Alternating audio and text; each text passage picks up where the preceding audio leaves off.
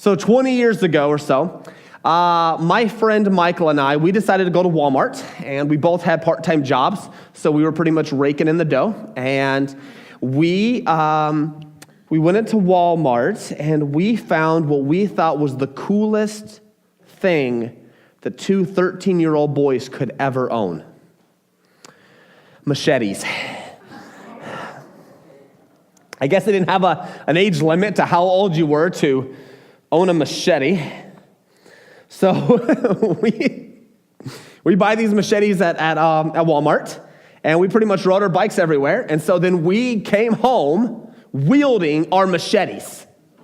So we're pretty much, we might have just seen the movie Rambo or something like that. I don't know. You never know with boys. But pretty much we had giant machetes. See, we had visions of grandeur. We imagined ourselves that, now that we have our machetes, the next time we go hiking, we can clear and make our own pathways. And I didn't realize that machetes at Walmart are not the sharpest things in the world. And not only that, we might have just been weaklings. But the first time we used these machetes, we never used them again. So we pretty much wasted $20 on a machete we hardly used once. Find me a purchase with, But see, my friend and I, we had this idea that we're going to get these machetes and we're going to go and venture into the jungle or the park, and we are going to hack down a bunch of trees, clear ourselves our own path. We are not bound by the limits of this dinky little pathway. We're going to chop it. We're going to go through this difficult path and create our own trail. The gospel, in a similar way, has called Christians to follow Jesus down a difficult path. The advantage is Jesus isn't a machete-wielding 13-year-old boy, but Jesus Christ is one who has actually mapped out our path, chopped down and created our path, and actually enables us to follow and walk down the treacherous path. He doesn't give up after one time of not being able to hack through. He did it his first time. He created the path. And see, the gospel has cut down a treacherous and difficult path in the jungle of your life. And this path isn't easy. There are times when you will look back and wonder how you ever made it up that cliff, how you made it through that swamp. And at times you wondered how you made it being completely alone. And we're going to see today, we're continuing our Exiled series. We'll be in 1 Peter chapter 2.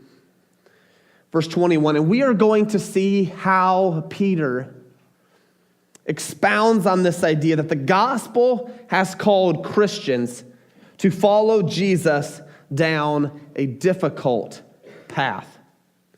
1 Peter chapter 2, verses 21 through 25.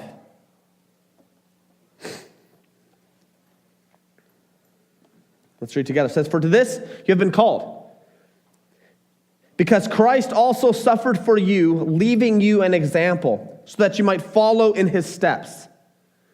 He committed no sin, neither was deceit found in his mouth. And when he was reviled, he did not revile in return. When he suffered, he did not threaten, but continued entrusting himself to him who judges justly.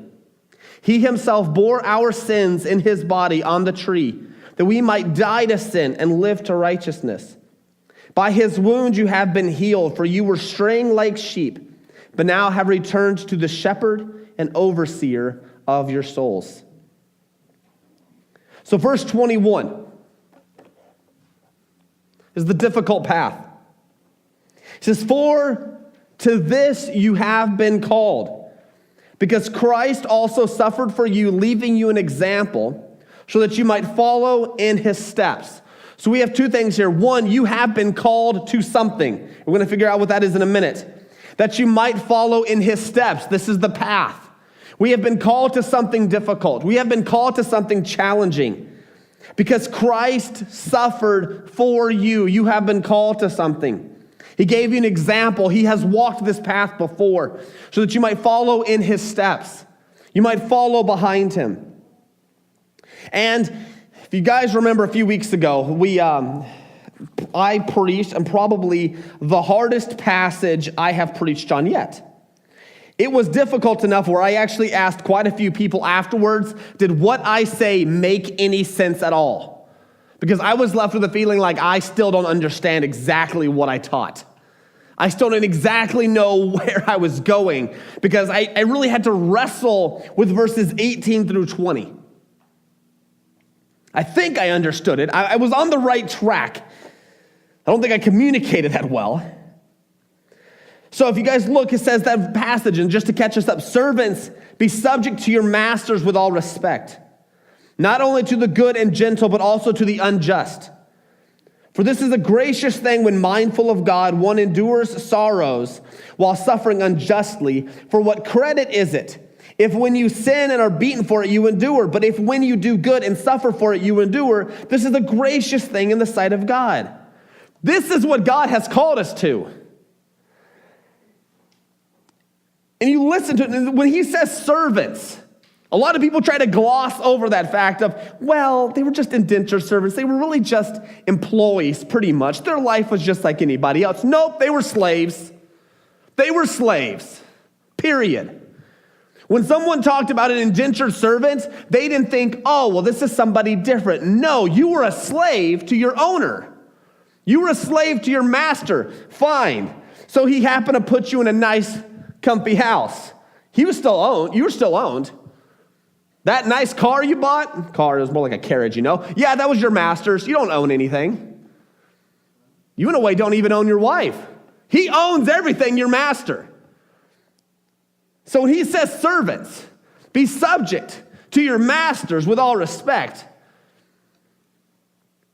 That's what I've been called to? Blind obedience to a system of oppression? Ugh. And we're just left with this how do we bring that into modern America, where we complain about oppression, and at times I agree, but things are completely different than they were 150 years ago. Period. It doesn't mean everything is easy. It doesn't mean we still don't show racist tendencies and have problems there, but things are different now than they were 150 years ago. Period. But now, so we read this, and we're like, be subject to your masters with all respect. See, when we look at this passage and we think through it, God has called us to something radically different than we would expect. And what Peter brings to bear on this conversation and on this discussion is he brings to bear in this difficult situation, the suffering that these servants are going through, the unjust treatment, the beatings.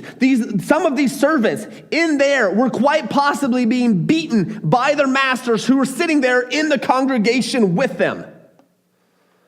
And he's calling them to something deeper. He's bringing the gospel and Jesus' sacrifice to bear on their situation. And if we look at this, and if Peter can bring the gospel to bear on a situation as horrid and as gross and as terrible as this, we can bring the gospel to bear on every single one of our situations in life. If he can bring the gospel to bear on a system of slavery, he's not saying it's right, but if he can bring the gospel to bear on this situation, whatever you are going through, whatever difficulty you are suffering through, you can bring the gospel to bear there. See, we have been called to suffer. We have been called to be treated and to respond differently than the world. In the midst of unfair treatment, we have a different example.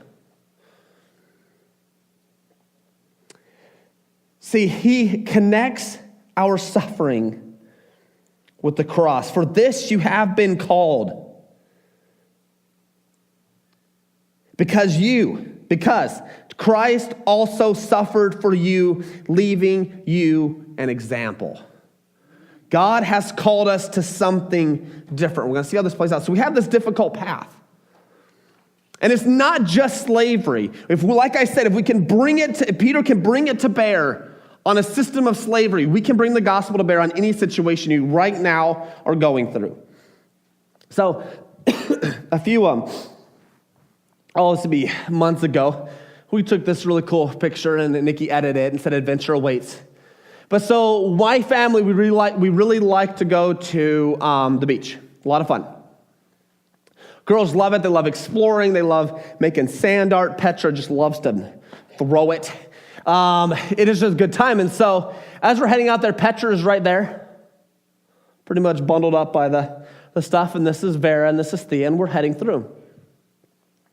See, for the girls, for me, this isn't really a difficult path.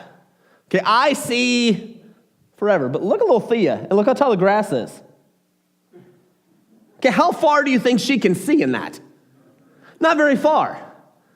See, the difficult path that God has set up for us, we're walking in grass where we really can't see over. At times, we might get a glimpse of what's to come, and then other times, we have no idea. The only thing poor little Thea can see oftentimes is my booty. That's it. And it's funny enough because oftentimes she'll be right behind me, and she's just falling right behind, and I'll stop for whatever reason, bonk. She just runs right into it. All she can see is me. That's it. See, the Christian walk is oftentimes like this. We are called to something difficult. We can't see the path ahead. We can't see past the grass. All we're literally doing is walking behind, and hopefully the only sight we have is Jesus Christ. That's it. So we're walking behind. That's all we can see. The path we're called to is difficult. With these servants, and with these Christians, they see no end in sight to the system of slavery. They see none. But Peter's saying, hey, right now, every day, I just need you to focus on one thing. Doing the best job you can, no matter how bad it gets, because God has called you to something different. Jesus Christ did the same thing for you. Just take it day by day. Day by day. He's not saying don't ever try to get a system that treats people better. No, he's saying you respectfully obey your masters. Just like Jesus Christ respected those who put him on a cross. At any moment, Jesus Christ could have busted out his ninja moves and karate chopped them all and been done and moved on. And if we forget that, when he was on the cross, he held the cross together that held him and killed him. At any moment, he could have snapped and it was done. It was over. But he let himself be treated for our good. In the same way, these servants and Christians in general needed to respond the exact same way. You can't see what's over the ledge, but hey, trust and follow right behind Jesus. There's a dangerous path ahead. This leads us to the next point in verses 22 and 23. It says, he committed no sin.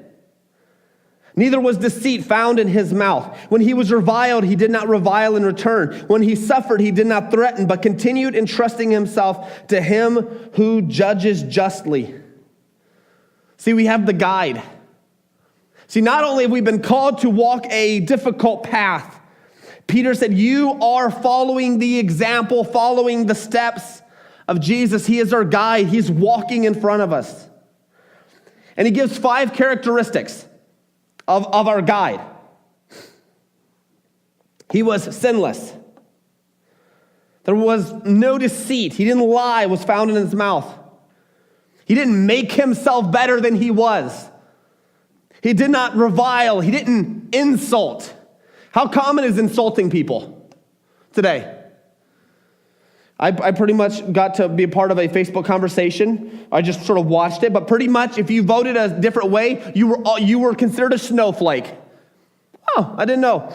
So just insults right off the bat. You're a snowflake. You're wishy-washy. You're just this. You're just this. You're just a dumb hick. You're just this. You're just that. We just insult people all the time. And Christians do the same thing. Them dumb idiot liberals trying to take away my rights. I don't know why I'm talking in a southern accent, because seriously, I have a lot of family from the South. They're great people. So if you're listening on YouTube, I'm sorry. That is not bashing them. I'm just saying it's dumb. We insult people all the time. If they have a different opinion than us, we must insult them. Vera's dealing with this right now in school. She has the people, we've all been there. People just insult. People are mean at school, And I tell them, I'm like, so this is what happens. I said, you're up here, and they're here, and they're going to keep insulting you, and they're going to try to bring you down to their level, and then they're going to beat you with experience. That's how bullies work. That's how people insult you work. They look at you, and they realize you're better than they are. They're going to bring you down. You got to try to chop at you, try to bring you down to their level so they feel better about themselves. I'm like, don't. Just laugh at them, because it's foolish.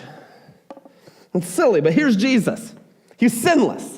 No deceit was found in his mouth. He did not revile. He did not insult the people who were unjustly charging him and lying about him. He did not threaten them. He didn't say, oh, if you guys put me on the cross, you're going to get it. You're going to get it. Instead, he continued to trust God.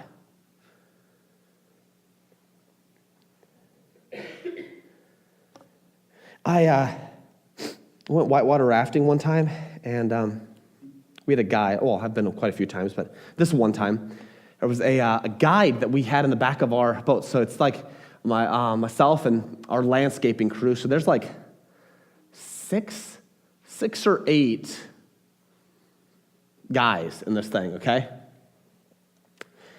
I think like 7 of them had never been whitewater rafting. I had, and so we're just a bunch of newbies whitewater rafting here and there. We're just all excited about it. And the guide was this tiny little, like 5'2" girl.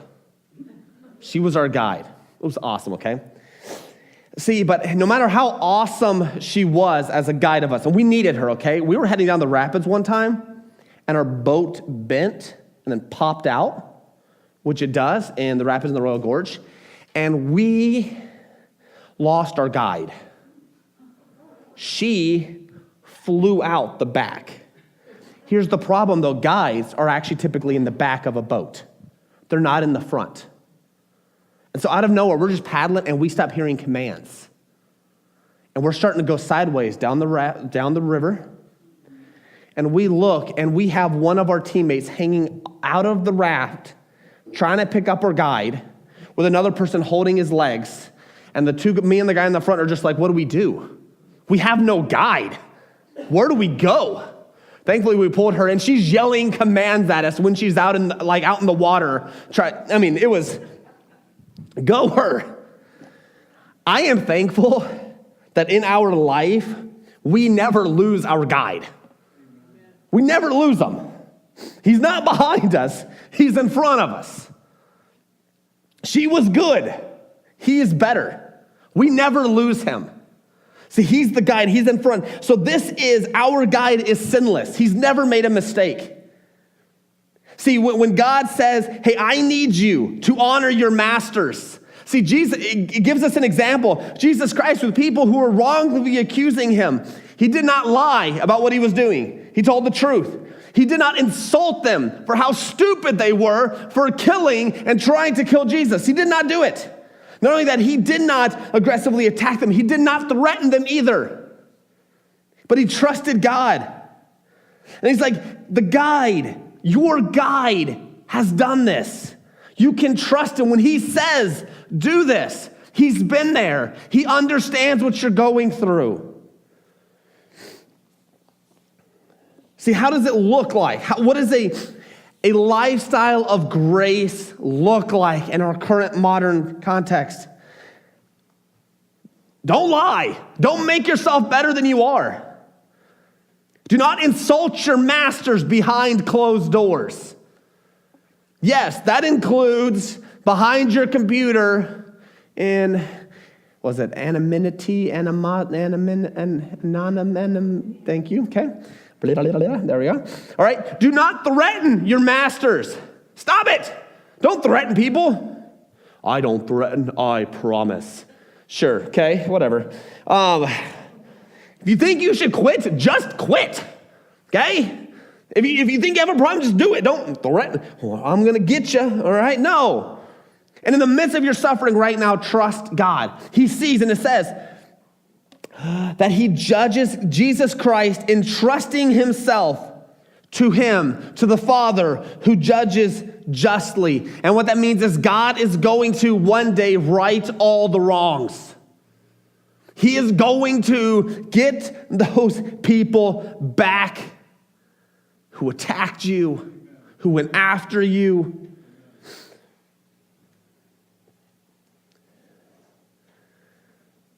So in the midst of it, don't keep trusting. Follow the guide. You guys remember the game, follow the leader? Kids like to do it. Run around, follow the leader, follow the leader. That's what I want you to do. As Jesus did, you do as well. As Jesus went right, you follow him. Follow your guide. Just like Thea follows right behind me on the trail because she can't see. We need to follow Jesus Christ the exact same way because he's sinless. He doesn't make a mistake. He's not going to trick you down the path. He's not going to tease you or make you go the wrong way or trick you or fool you or make you feel like an idiot at the end.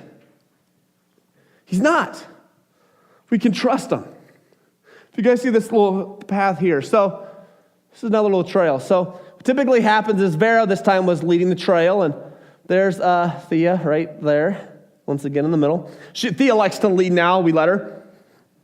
But we go. So oftentimes, there's occasional times where we've taken this trail. And so we go down this trail. Once again, you have all the tall grass and stuff. Well, just over this ledge, usually there's this cool steps that you can go down to the beach. All right? They had no idea. I had no idea. I mean, we hadn't been there yet. But so we're following the leader down to the beach. And what ends up happening is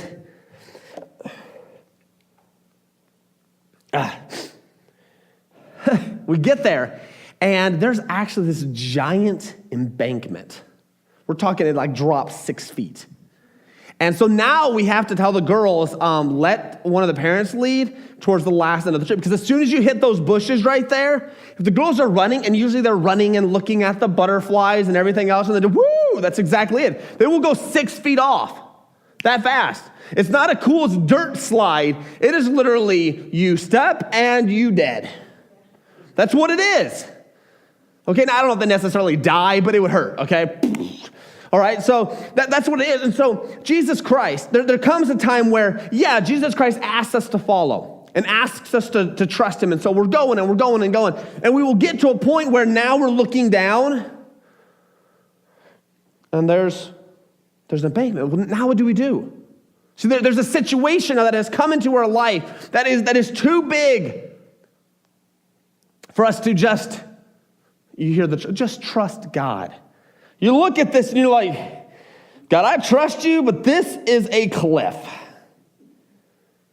What am I supposed to do here? And oftentimes we can become so fascinated by the difficulty of this ledge, of this cliff, of this difficulty that we've forgotten that the fact is Jesus Christ is he's over there. He actually knows, and he's sort of making his own trail around this situation and around this path. And we become so fixated on how hard this is going to be. We're like, where's Jesus? Where'd he go? Jesus is like, this way. Oh, we're not jumping down? She's like, are you crazy? No, come on. Oh, okay. And we just follow him. It's amazing. And so he'll follow. If we trust him, he's going to take us through this difficult path. Now, it doesn't mean it's easy because usually when you're off trail now, there are trees, there's tall grass, there's all sorts of things, and you're stepping over, and people leave their junk at the beach. What a bunch of jerks. And you're sort of stepping over bottles, and if you ever go after the 4th of July, it looks like a mess. And so you're stepping over, and our poor little girls, they don't have the big enough step, and so they're trying to step over logs. And they're trying to get through here. But it doesn't mean it's going to be easy.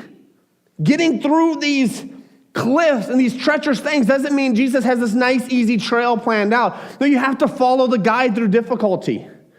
To get through hardship, it's not going to be easy. You have to go off the path through difficulty, but follow your guide. This gets us to our last thing. So it says he.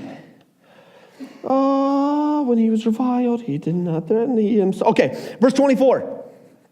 It says, he himself bore our sins in his body on the tree, that we might die to sin and live to righteousness.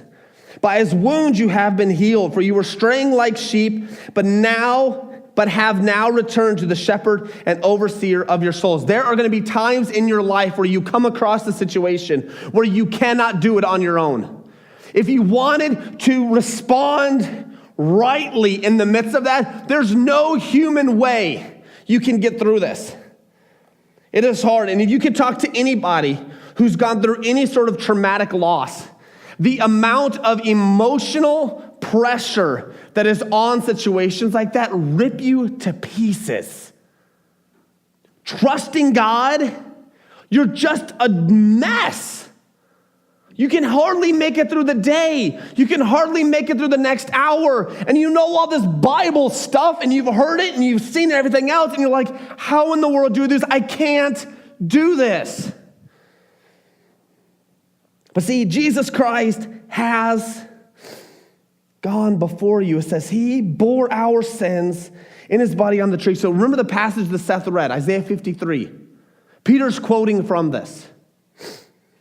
And he says, Jesus Christ's work on the cross, the gospel, what he did, is that we might die to sin, live to righteousness. By his wounds we have been healed, and we were straying like sheep, but have now returned to the shepherd and overseer. See, Jesus has given us a roadmap, given us a difficult path. Jesus has forged ahead on the path, expecting us to follow. But eventually we'll come across a path where we cannot make it on our own. See, Jesus Christ has been leading us, but now, as we look down, I can jump down this path. I can jump down this ledge, and we'll see this like right. So here it is. Okay? I can jump down this. It's not a big deal. I think my head's like right there. Whatever. It's just on the sand. I just jump off. I'm fine. What do the girls do? See, in some way, at a certain point, I have led them, but I will also pick them up and take them with me. See, climbing up this, when we tried to get back out of this, you sort of have to help them. They're ready to go, and you just gotta, whoop, get them up there. Whee! And they're going, but there comes a point where we can't do it on our own.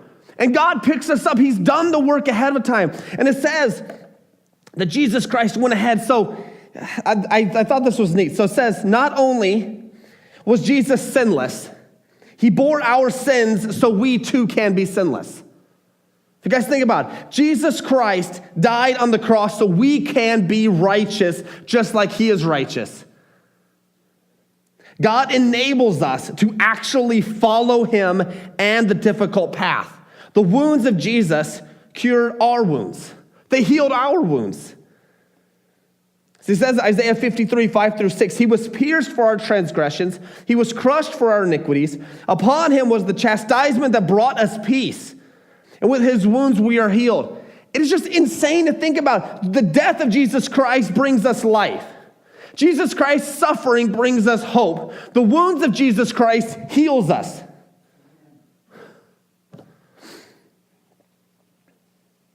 See, it says two things, and then verse 29 says, you were straying like sheep. See, all we like sheep have gone astray. We're straying constantly on this path of life that we take. We are constantly getting distracted by other things. The cliff here, the dog poo-poo that someone didn't pick up on the path. We constantly get distracted with other stuff in life. And we forget we're supposed to be following the shepherd. And see, not only does he shepherd, he says, hey, come on. Keep looking at this way. Keep coming with me. Yeah, but there's poo-poo. She's like, yeah, just step over it. Okay. Oh, that was easy. Yeah, come on, okay. And he's following us. He's guiding us. He takes us along this path. See, he shepherds and he oversees our souls. So not only is he managing us as wayward sheep who get lost oftentimes, he actually is overseeing, he cares, he leads, he's taking care of us. He'll talk about it. He's like, there's poop here. God, my friend is being a jerk. How am I supposed to respond to them? What am I supposed to do? God's like, yeah, people are poo-poo sometimes. They are. Just keep going. Really? I don't have to let them have it? No, just step over. Just this isn't a battle worth fighting. Okay, Jesus. Here we go. He takes time to oversee. He ministers. He takes care of us. He watches out for us. We just got to talk to him. We just got to tell him, I don't like this. This is uncomfortable. See, at times Jesus will get to a point where we're following the path where we can't do it ourselves. And Jesus Christ creates us a roadmap. He's leading us and walking us down the path. And at other times, he just helps us right up. He helps us overcome incredibly hard obstacles that we can never do ourselves. He enables us to obey him by his work on the cross. Now, so in the jungle of our lives, the gospel has called Christians to follow Jesus down a difficult path. So let's bring this now, okay? A lot of times we've been talking in sort of the theoretical, the sort of the philosophical out there, okay? And so I want to bring this now. As you've seen, the gospel was absolutely central to what Peter was trying to communicate to these Christians, to these servants. He goes on from here, and the gospel is like primarily located in the smack middle of Peter's entire letter, which is a really neat thing, how Peter has built to this point. You see the centrality of the gospel here, and then Peter sort of explains now, and next week, we're going to be talking about wives and husbands and that whole thing, and that'll be interesting, and we're going to go there next week. So, but right now, how can we bring the gospel to bear on your situation, on your difficult situation now?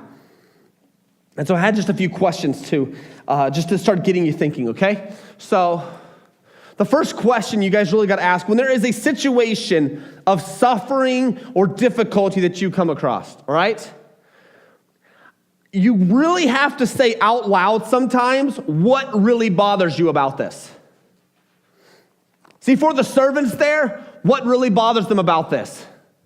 Some of them would be like, I made one mistake and I'm stuck, owned by this dingbat for the rest of my life. One mistake. Or maybe it's the son of somebody. I got born into this. I can't get out of this slavery situation. It's unfortunate. This isn't fair. That's what bugs him about it. This isn't fair. Or my master is a jerk. He's evil. He's wicked. I don't know. So what really bothers you? It really bothers me that my friend did not respect me enough to treat me nicely. It bothers me that my children, I come home and my children have completely thrashed the house. Do they not respect me? I don't know what it could be. But we have to boil down the problem to a very simple thing. Just like I kept saying, that's dog poop. That's gross. What bothers you about that? Someone didn't pick it up. It's not respectful, okay? I mean, we can just boil down your problem to what really bothers you about it, even if it sounds completely silly. That's why you don't do it in public. Okay, seriously, if I walked around, or you guys, we walked into church and we just started telling people what bothers us, your outfit bothers me, the way you smell bothers me, you just bug me. I don't know why yet, okay? If we did that, that's not what I'm saying, okay? What I'm saying is, and in the privacy of our car, preferably with the cell phone off, whatever it is, God, this bothers me. That's okay. God's not gonna be like, how dare you get bothered by something? Can't talk to you. No, tell God, this bugs me. This bugs me. And it might be very good. It might be a very good reason. All right, it might be a really silly reason. Doesn't matter. What bothers you, okay? You got to first figure that out. Now, the second question then you're going to ask is, in that situation, see, do not ask the WWJD. Okay? What I'm saying is, and that's for us older people who lived through that, okay? Yes, I just grouped myself in with that camp, okay? Sorry, so this is, ask yourself this, WDJD. That sounds like a rap, okay? But what we do is, what did Jesus do? This what would Jesus do thing? No. God doesn't say, well, just think about what Jesus would do. No, what did Jesus do? See, if we're going through hardship, if we're going through suffering, what did Jesus do? At the gospel, he suffered unjustly. He kept his mouth closed. He didn't attack the other people who disagreed with him. He showed love and compassion to people who did not deserve it. Yeah, your friend was a complete jerk to you. If Jesus treated us like we really want to treat that person, we'd all be dead. Well, they're mean to me. Done. Earth blows up. God the Father and the Son and the Holy Spirit are just fine without us. He didn't do that. He allowed himself to suffer unjustly for us and love us, even though we didn't deserve it. So ask yourself, what did Jesus do? And lastly, right here, confess and admit your inability to get through this on your own. I mean, really. Whoo! Sometimes I have to stay on, there's certain times of the week I have to stay off Facebook. And there's probably times in your life where, you know what? This is not my, I need to center my chi. I need to, time in my life, okay? I need to just be left alone. Kids, I'm locking you in the closet for an hour. For your own safety. Okay? There are just times where you don't do that, okay? Don't lock your kids in the closet. Pastor said. No, all right, don't, okay? But there are times where we got to center our chi. There are times we got to center ourselves and calm and relax and just get away.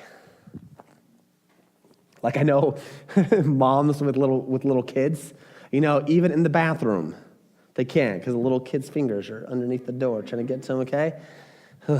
Yeah, so I get it, okay? So we got to confess and admit, I can't do this. Lord, I cannot show love at this moment right now.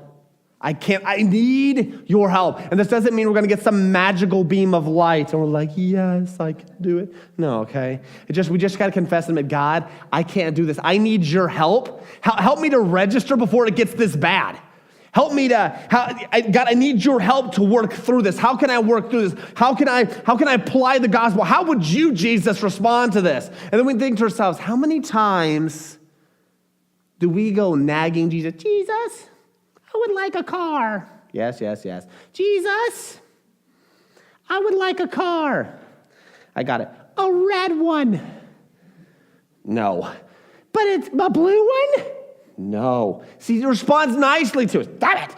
He doesn't do that to us, okay? Now, that does not mean you got to embrace your kids' naggingness all the time, okay? But it does mean we got to think through, how does Jesus respond to us?